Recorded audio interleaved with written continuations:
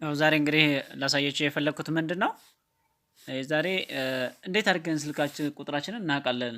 አንዳንድ ሰዎች በራሳቸው ስልክ ቁጥር ምን ያደርጋሉ?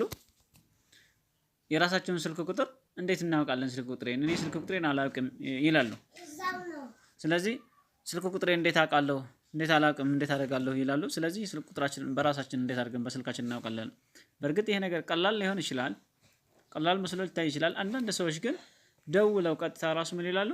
ስልክ ቁጥሬ ይሄ ነው፣ እስቲ ስልክ ቁጥሬ ይሄ ነው ወይ እስቲ ንገረኝ ይላሉ። ስልክ ቁጥራችሁን በቀላሉ ወይ በራሳችሁ ስልክ ማወቅ ትችላላችሁ። እንዴት አድርጋችሁ ማወቅ ትችላላችሁ?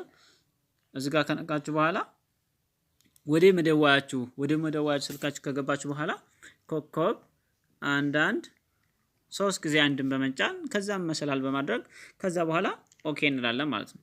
ኦኬ ስንል ከዛ በኋላ ስልክ ቁጥራችን እንደዚህ ይመጣል። ስልክ ቁጥራችን እንደዚህ ከመጣ በኋላ ቀጥታ የራሳችን ስልክ ቁጥር መሆኑን አገኘን ማለት ነው። ስልክ ቁጥራችሁን ተናገሩ ሲባል እኔ አላውቀውም ወይም ደግሞ እኔ እንደዚህ ማለት አልችልም የሚል ሰዎች፣ ስለዚህ በዚህ በቀላል ወይ እንደዚህ ማድረግና መለየት ስለምትችሉ ስልክ ቁጥራችንን እንዴት አድርገን ማወቅ እንደምንችል አሳያችሁ ማለት ነው። ስለዚህ ማያውቁ ሰዎች ስላሉ እኔ ባቅ ወይም ደግሞ አንተ ብታቅ ለሌሎች ለማያውቁ ሰዎች ሼር በማድረግ ወይም ደግሞ በማሳየት ቪዲዮውን እንዲያዩ በማድረግ ትምህርቱን እንዲወስዱና እንዲማሩ ማድረግ ስራችን ይሁን እላለሁ። አመሰግናለሁ።